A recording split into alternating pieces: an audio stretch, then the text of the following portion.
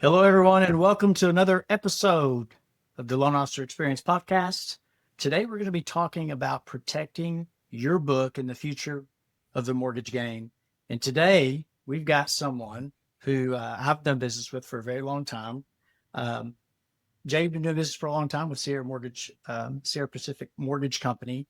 Um, Man, you've always been one of my top go-to lenders. You really have been. Like we've loved working with you guys. Y'all have been fantastic for us. And I'm finally excited to bring you into this conversation on this podcast to talk about the industry with your vast knowledge and your charm and high levels, charm and sex appeal. Just to throw that out there. But today the conversation is going to be about helping loan officers get ahead. And the way we do that is protecting your book, right? And I want to talk a little bit about the three that are gearing up for this fall, knowing also want to discuss a little bit about knowing your referral partners, how we double down on which ones to maybe fire, which ones that we need to align ourselves with. Just get some insider information from you being on that, the side that you're on. So without further ado, let's welcome Jay Promisco with Sierra Pacific Mortgage Company. Welcome, Jay. Hey, thanks for having me. That's number one. I love hearing the fact that people enjoy doing business with us. As you know, this business, it's a pretty small business. It's in some ways you end up working with the same people for the rest of your life in this business. And so hearing good things about your company is always a nice thing. You think you're doing everything right, but until you hear from somebody else, it definitely doesn't hit home. So thank you for having me. Oh yeah, for sure. And I actually looked up my numbers, and it was quite a few with y'all. I did a year to date last year even. And we had I think you were definitely on the top three of the lender partner I worked with. And so I don't like working with people that I don't like, know, and trust. And you guys are definitely at the top of that list. So let's just jump in, man. So, you know, what do you think, Jay, loan officers can do, brokers can do, preparing, you know, for what's coming in our industry, as early as fall into the next couple of years, even? Yeah, I mean, even if you look at today, I don't know when this thing will go live, but the market has been waiting for data to materialize that would tell us that rates need to come down. And over the last few weeks, we've started to see that type of data. It's been my view for quite some time that the economy is not as good as people are saying it is. And we're in this weird business, as you know, where it's not like we like rooting for unemployment. But when we have unemployment, generally speaking, rates come down. It's really good for mortgage bankers. And so this 10 years been up and down and all over the place. And today we're down in the 407 mark. And we're starting to see rates start to push their way down. If you look a year ago, and we're selling 7.5%. And today we're selling 6.25, 6 3/8, or whatever it is. And if the mortgage gods do their thing, we might be selling rates in the 5% range here in a few weeks.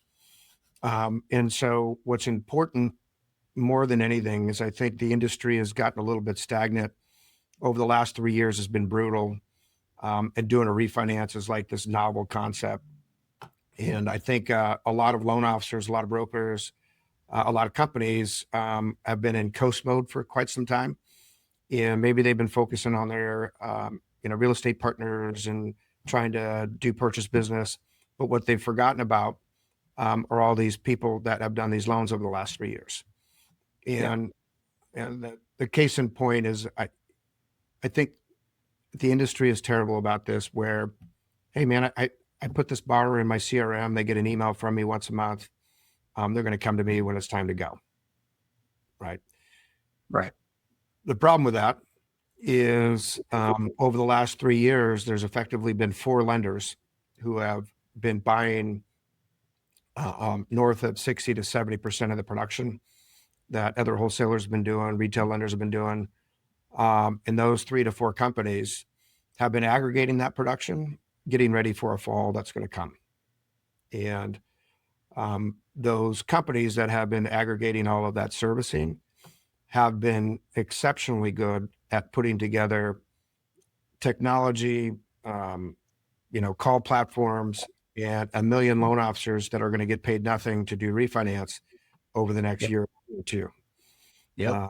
And their outreach, their marketing is really, really good. And so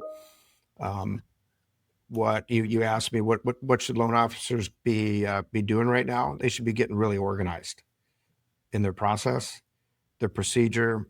Can I say this all the time? Like you look at a loan officer doing 4 or 5 loans a month or 6 loans a month, and over the course of 2 years, maybe they've done 120 loans, maybe. And I've asked my loan officers, well, do you call those 120 people once a month? And the answer is no, Right. 100% of the time. And I'm like, 100%. and you're telling me you don't have time doing 6 loans a month to call 120 people in a month just to remind them of who you are and what to do. And they rely upon technology and CRM and emails and social media to drive all their business in, just assuming that their borrower is not going to cheat on them. And that what you'll see is when you look at data from the big three, the retention rate is in some cases 60 to 70%. That means 6 to 7 out of 10 borrowers that you've done with are going to cheat on you and go somewhere else. And that's scary. I mean, loan officers have put a lot of work into getting these purchases done, and they're going to miss out unless they're getting organized today. Yeah, I love that. Now, listen, if you're listening to this, like, this is what I love about you, Jay. You're just a straight shooter, and you kind of struck a nerve even with me just hearing what you said. And you painted a picture of a reality that's going to come true 100% without question. And you basically asked everyone listening, are you ready? And so I want to just tap the brakes there. Okay. Because if you guys you don't know Jay, and I don't know Jay personally as well as I know people in this organization I've worked with for years or I've known, but I've gotten to know Jay a little bit, and this is kind of who he is what you're seeing. And so I want to tap the brakes on the knowledge you're dropping.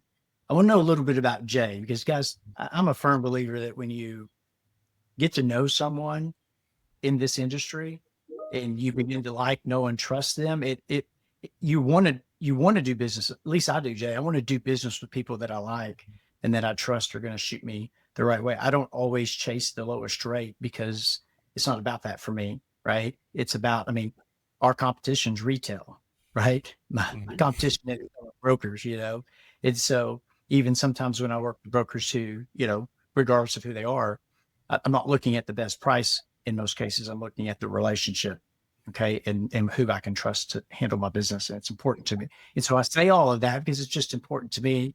And it's important, I think, for you to share a little bit about your experience and background and who you are in this business. Yeah, I'm a recovering loan officer. So I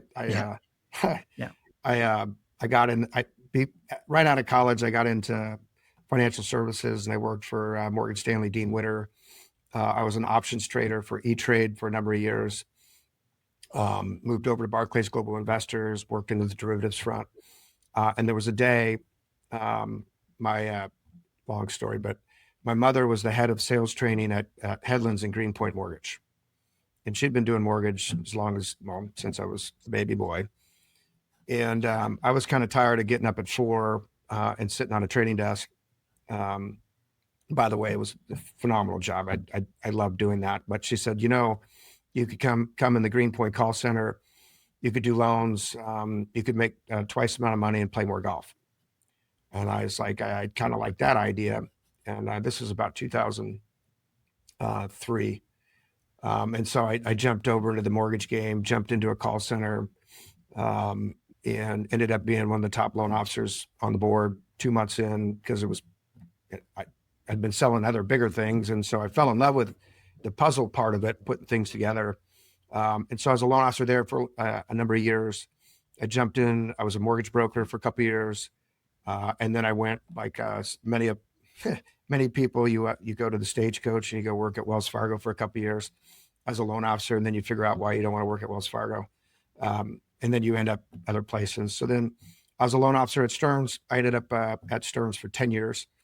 Wow. Ended up running a branch, a region, a division. At one point, my CEO tapped me on the shoulder and said, "You need to come down to corporate." And the biggest mistake is taking your top salesperson and put them in corporate. Yeah. But then it gave me the format to be able to help not just one loan officer or 5 loan officers, but a couple hundred. And so over the course of the years, I've been running retail and gradually moved my way up, running kind of all channels. Today, I've got technology, operations, compliance, legal, capital markets, kind of all under my stead. And I think what makes it relevant is I've done the loan officer job. I've been a loan officer longer than I've been an executive, and I kind of know what not to do, because there was a time where I was a really, really bad loan officer. And so my job today is to help loan officers not make the mistakes that I did. Go down rabbit holes you shouldn't go down, chase referral partners you shouldn't chase, say yes when you should say no. Because I've made all the mistakes, and I can't tell everybody what to do, but I can tell you what not to do. That's what I'm really, really, really good at, as far as that goes. So, but I love the game. It's just like this industry. If you're a loan officer, you don't need a college degree. You can make NFL money, and you don't have to get your head beat in every day. I mean, it's that Yeah. special. And by the way, you're putting people in homes every day, and you're fixing things every day, and so it's incredibly rewarding. So Yeah. that's my story. Yeah, I totally agree. And I appreciate you sharing that. Now you talked about, when we were talking about, what's happening and what loan officers need to really be focused on. One of the things you said was get organized, right? And when you say get organized, I'm assuming that, if we dive into that, it's dialing in your processes and your systems, but really to me, it's a lot of point of sale, automations, and it's going to be a lot of follow-up automations to your past database. Um, are there any other things that loan officers should be doing right now to protect their business? Is you got any other specifics that you want to add? Yeah, there's probably 3 or 4 things. Number one, you got to get your house in order and your backyard cleaned up, and that means your desk. You start there, right? And so, what is your daily routine? Are you showing up at 10 o'clock in the morning, or are you showing up at 8, ready to go? You got your workout done, you got your family situated, you're ready to go when it's go time. Yep. You need to have a disciplined approach here. What some of the mistakes loan officers make: hey, I closed 5 loans this week, I'm going to take Monday through Wednesday off and go play golf. Well, we all know what happens when you take a few days off in this industry. You're 2 weeks behind. Organization around what is your game plan on a daily basis and being consistent with it. Your database, which is like everything to you, is that organized in a way that's easily accessible?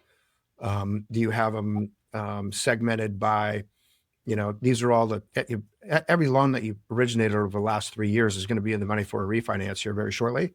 Do you have those segmented in a way to where you're touching these people more often than people maybe that you did, 2020? The 2020 guys, look, maybe they'll refi, maybe they'll put cash out, maybe they will. But segmenting your book in a way that's easily accessible and marketing appropriately to the different segments of your book. I've seen a lot of loan officers, they take their whole book, no matter who it is, what state they live in, what interest rate, and they're sending them the same stuff. And it doesn't really drive any value, because you have to get really specific about your marketing to the segmented part of your book. If there was one piece of advice that I would give to a loan officer today, and I think I've said it, it's like, why are you not personally calling these people on a monthly basis? Maybe you have 5,000 loans that you funded. Okay. But if you segment it out, there's probably maybe 100 that might be in the money for a refinance. Why are you not calling these people on a regular basis, checking in with them? Right. And if you were organized and you knew about their family and their friends, and you took a good 1003, this customer outreach, to give you a sense of the hill we have to climb between, and I'll just throw them out there. Rock and Cooper now own 1 out of 6 loans in America are serviced by those guys. Yeah, it's crazy. And not the number of phone calls and emails and things that they're doing right now. There's a reason they were buying loans from mortgage brokers and retail lenders, because they thought they could refinance it at some point in the future. And so that personal touch, super important. I think another thing that people are not thinking about, and brokers and loan officers get stubborn about this. A loan officer at one of these companies isn't working for 250 basis points. They're working probably for $100 a file. And so it's a good time now to look at your comp plan to see if it's appropriate or not. Because regardless of how good of a salesperson you are, if somebody's rate is 0.5% lower than yours because you're trying to pull off a 250 comp plan, you're going to get beat. All right. So reevaluating your compensation plan is definitely something I'd be looking at as well. Customer outreach, your comp plan, organization, and your discipline.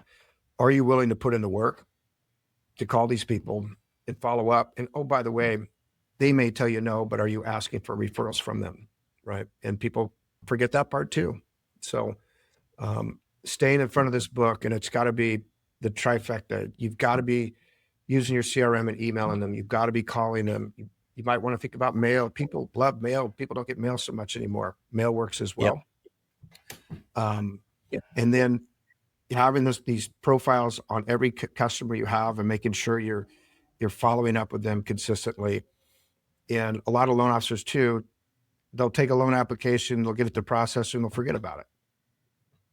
And it just blows me away, all the other touch points you can have during the loan process to make sure they stay with you, right? Yeah. Especially if you see interest rates continue to come down, they're going to go shop you. Well, you got to keep them from shopping you by staying in front of them. So yeah, that's good stuff. I will say this, something that I've done and it's worked really well for me. And I've done it one day a week for the last 3 weeks. Man, I literally this is what I do. I grab my phone, I just shoot a quick video, like it's like a 25 to 30 second video. And I'm telling, and that video is going to my refinance database. So I've gone in and I've done exactly what you said. I've segmented, my FHA, my VA, and my conventional loans, right? Separate. And I've gone in there and pulled out the ones that could benefit from a refinance now, right? Mm-hmm. And I say in the video, it's just a quick video. Hey guys, and I'm not emailing it to them. I'm texting it to them. Yes. Because they'll watch the video, right? Yeah. And in the video, I'd say, hey, all you have to do, you don't have to call me back. Just email me, text me your mortgage statement, most current mm-hmm. mortgage statement. That's all I need, right? And he goes to the team, and it's just, and I'm not kidding you, Jay. I've gotten probably, I'd say 10 to 12 mortgage statements, and the team jumps on them. We get them, we run through them as quickly as we can. And every time that we've done a video, we've probably gotten 4 or 5 refinances. That's crazy. Mm-hmm. So you compound that weekly and you do it consistently. And you know what? I don't have the best system in that regard, right? But I have my database. Like I know who's in my database. I know who would benefit from a refinance. And as these rates drop, that list is going to grow. And it's like, we're already coming up with ways to streamline it so we don't have to, to wait, And so I love that you said that, because that's, and for you guys that are listening, it's that simple. It's not a hard thing to do. It's just making time to do it. And then there's interesting, you brought up the comp plan the way you did, because I feel the same way, man. It's like, I would rather have a half of a watermelon than 100% of a grape. Mm-hmm. Think about your refinances, man. Like you really have got to think like, especially on your like VA loans, right? Like the VA loans, the streamlines for those are so simple. It's like, can your comp plan be less for that? Or your loan officer is willing to win more deals if it's a lower comp plan. That's something that you definitely need to think about. Or if you're a loan officer working for someone that, hey, do I need to lower this to be more competitive in the marketplace? Definitely something to consider. Well, let's talk about referral partners. You did mention them a moment ago. You and I both know that the wrong referral partner can drain time and energy from a loan officer. So why do you think so many LOs hang on to them anyway? Desperation. Maybe it's a friendship that you don't want to break up with. Yeah. The best thing, I'll tell one quick story. When I was a loan officer, this is an this is a bad time too. It's like 2007 and 8, if you guys remember that. And I had Right. Yeah. this one real estate agent, and all we were doing was doing investment properties. And he was the biggest unpleasant person to be around. And granted, I was doing 6 or 7 deals a month with the guy, but I had one day, and but by the way, sucking the life out of you and keeping you up at night and taking you away from your family and calling you at freaking midnight and all the different things, right? And I finally woke up one day. I said, I'm not doing it anymore. This guy's name was Bill. I was like, Bill, it's not happening. You go find somebody else to work with. And this magic thing happened. All of a sudden, all this time opened up for me. I was able to focus on other agents that were a little bit more friendly to be around, and my business doubled because I wasn't drowning with this one person sucking the life out of me. And now, and this is back then when we didn't have data, because all the real estate agents then said, "Oh yeah, I'm closing 12 a month," and there was no way to prove they weren't. Now the data is there. I can figure out everybody who's selling a home and everybody who's not. And then the second part of that is there are real estate agents that will take you down rabbit holes you do not want to go down. So maybe they're specializing in, choose my words carefully here, loans that will take up your entire day because it's their only deal they have, right? So maybe they don't have a lot of deals going on, and they have the one deal they're holding on to, and you're working on a state bond program with a rapid rescore, with a second trust deed, and a down payment assistance program, and I'm putting the cousin on With the mobile loan. home. Yeah. Yeah. Mobile home with stilts on the water. Yeah, I got you. Yeah. And now, like, for what? And why are you doing that? Right. So, like, if I said no to that, I'd probably say yes to 5 other things I could be doing. And so choosing your referral partners, the data's out there. It's easy to find out who's selling homes, who's not. If they're not selling homes, don't call them. That's not even worth a coffee. Like, everybody's like, take a guy out for coffee. It's not worth the coffee. The price of the coffee is not worth talking to this person because they're not going to do nothing but drag you down places you don't want to go down. And by the way, the good referral partners, it's going to take a while to earn their trust. So that's the long game here, right? So it's not going to happen overnight. But at some point, they're probably working with a loan officer, and that company is going to fail, and they're going to miss a closing. And hopefully, you show up on that day that they're having a bad day. They're willing to take you on. This is hard for a loan officer, and I did it, and I paid for it.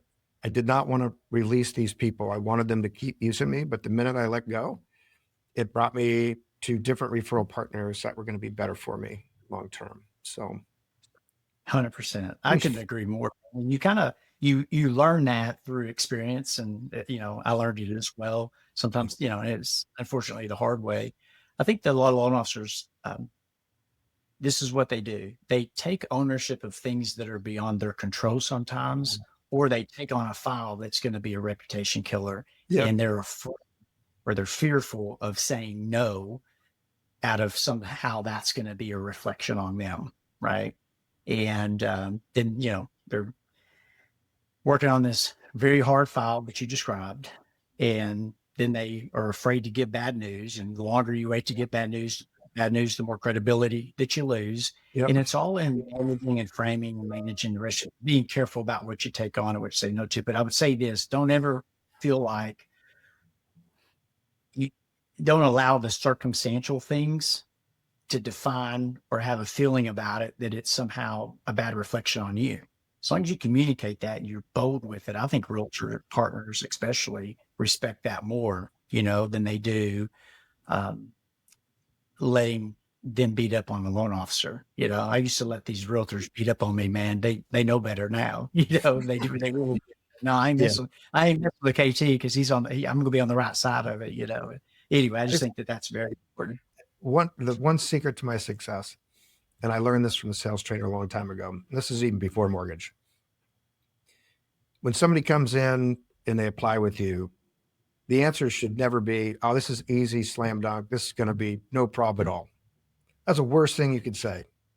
Like, and if you go into your real estate partner, like, "Can you do this deal?" You're like, "Yeah, man, it's going to be hard, right? This is not gonna be an easy thing. I just want to prepare you. Right?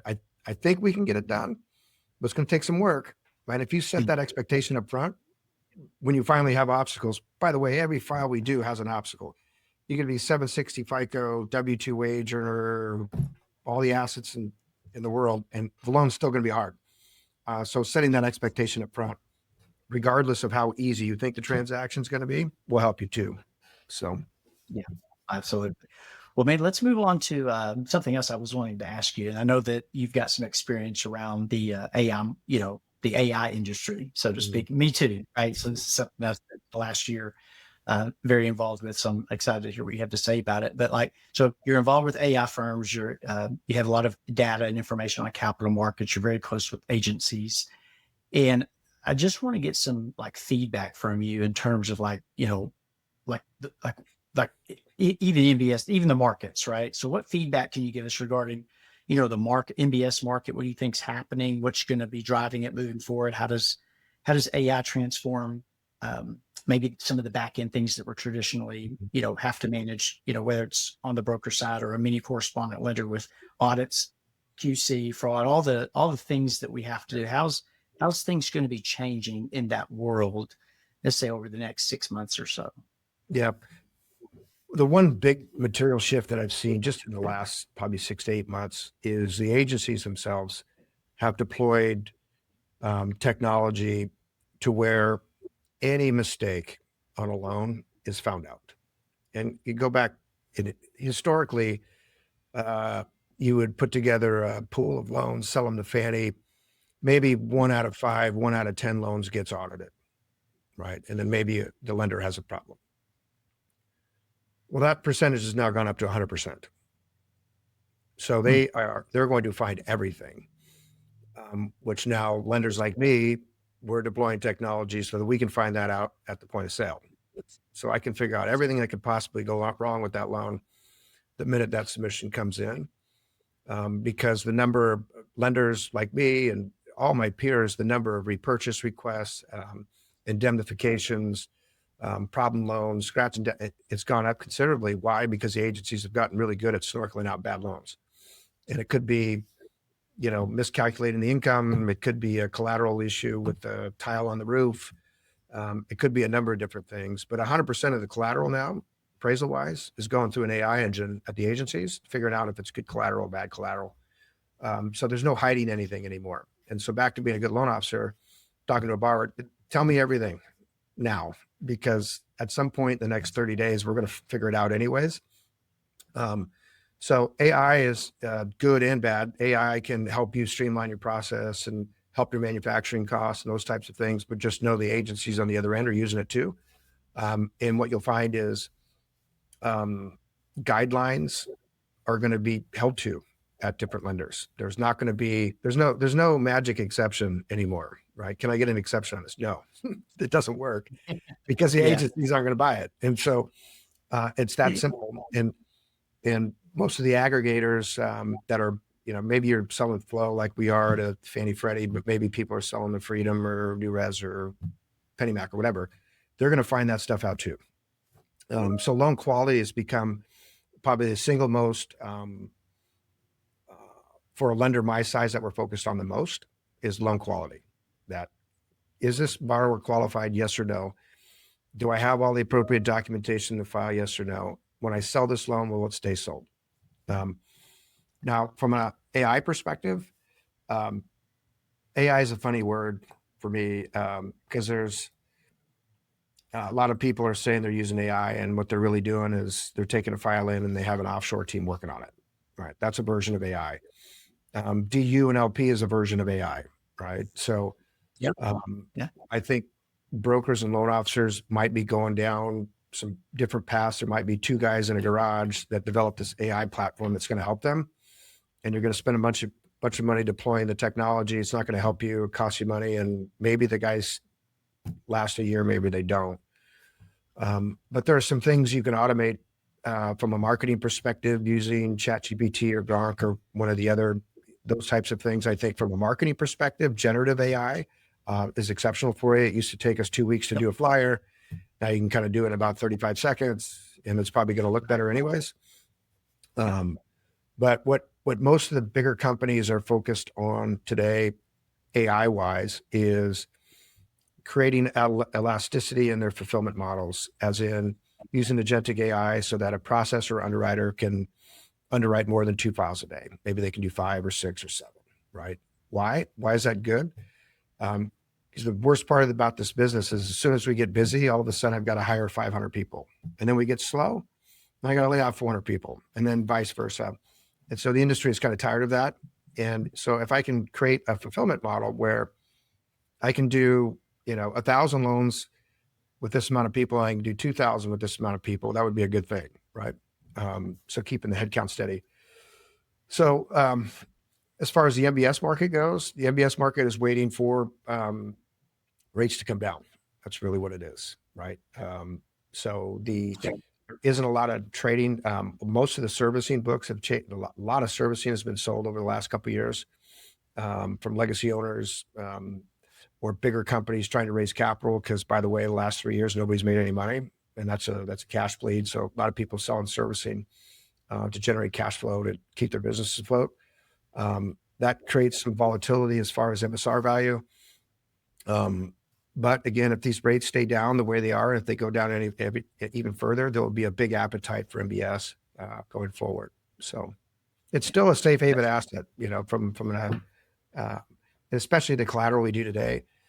And I don't know how down the weeds you want me to get, but there are certain geographies that will be more valuable than others in regards to MBS. There are certain markets in the country, good and bad, where sales prices are starting to decline. Just if you think about an example where I did a FHA loan in a market, it's 96.5% LTV. And if the sales price went down 6%, now that loan's underwater. So, borrowers underwater and those types of things. But in geos where the sales price is steady or improving, that MSR value will be worth more money over time. So, yeah, I couldn't agree more. It's so good. But I got another question for you. You ready? Yeah. Has anyone ever told you that you look like Stone Cold Steve Austin? No, never. Come on. Someone's told you that before. So if you guys don't know, I can see his face right now. That's good. I was thinking, he looks like somebody I know, and I can right, but not once. Oh man, come on. The only one I've ever gotten is Henry Rollins. So I've gotten Henry Rollins before. So no beard, Henry Rollins. So yeah. Well, that really wasn't my final question for you. I did have one more. I just thought that would be a great one to leave with. So as we wrap up here, man, I wish I had more time to talk to you. I really do. I just love the path you're going with the data and information you're sharing. But if you had to leave loan officers with one piece of advice, okay, for this fall especially, what would that be? One piece of advice. So I'd say take a day this week. That's all right. Take a day of the week and look at your desk and is it organized? And then look at your schedule with your kids and your family, right? And decide what's important to you, right? Because by the way, it's been a long 2.5, 3 years, right? Yeah. What are you willing to give up to make sure that if these interest rates drop, you can take advantage of the market? That'd be my one piece of advice. And get your house in order, right? And maybe you have the conversation with your wife, like, hey, I might be working some 10, 12-hour days, or your spouse. Because here's what I know. If it's not right at home, it's not going to be right at work, ever, right? And you're going to miss opportunities in your mind. You're going to forget to call somebody back. It's like loan officer fail that I've done a million times. I forgot to call the guy back. Wait 2 days. I finally call him back. It's like, I don't know. Rocket called me. I'm working with him now. Right. And then again, we talked about at the beginning, 2 pieces of advice: get your house in order and get your book in order. Right. And look at your book, every loan that you've ever closed in your entire life, and segment it out. Maybe it's a yellow pad of paper. Maybe it's Excel. Maybe you have a CRM, but make sure it's organized. Make sure it's accessible, right? And then you have to decide how much work do you want to put in here. And the other just finish up with this. I hear a lot of nonsense about work-life balance, right? Yeah. And I've been a loan officer a long time. I don't know what that means, right? It's either feast or famine. Yeah. And yeah, maybe you get to play more golf, but you're also going to miss out on some opportunities there. So you Yeah. decide how much work you want to put in to be successful. So Yeah, I always say that we go through seasons of life, and sometimes the season is, you're grinding and you're getting after it for those longer days. And then there's be seasons where you're a little bit more, work-life balanced, and some there's be seasons where you're struggling. And I think that we've, the whole industry's seen that. Even top producers have lost their confidence in some regard, with previous history. Well, Jay, I certainly appreciate your time and your insight today. Guys, for those that are listening, one of the things I wanted to share about Sierra Pacific Mortgage Company is they have dedicated and invested in you. So we have Fuse coming up in October 23rd, 24th, and 25th. You guys have sponsored the VIP brunch. You have a special speaker coming in, someone that I know very well, Damon West. And if you guys have not got plugged in to AIME, I would certainly encourage you to be able to do that. You guys will be promoting or be hosting that event for us at Fuse, and we certainly appreciate it. But if you haven't got your ticket for Fuse, certainly go to aimgroup.com. That's aimgroup.com. And you can buy a tickets, Jay, are $4.99, right? To go to Fuse, but they get a membership for $199 that includes a Fuse ticket. So I'm just asking, what would you do? I mean, probably, let's see, I'm just doing some math here. Probably the second thing you mentioned. Yep. yeah, the $199. It's kind of a no-brainer. So, save your money, become a member. You can do that through aimgroup.com. And again, Jay, we appreciate your time. Guys, until next time, we'll see you. And until then, make it a great day.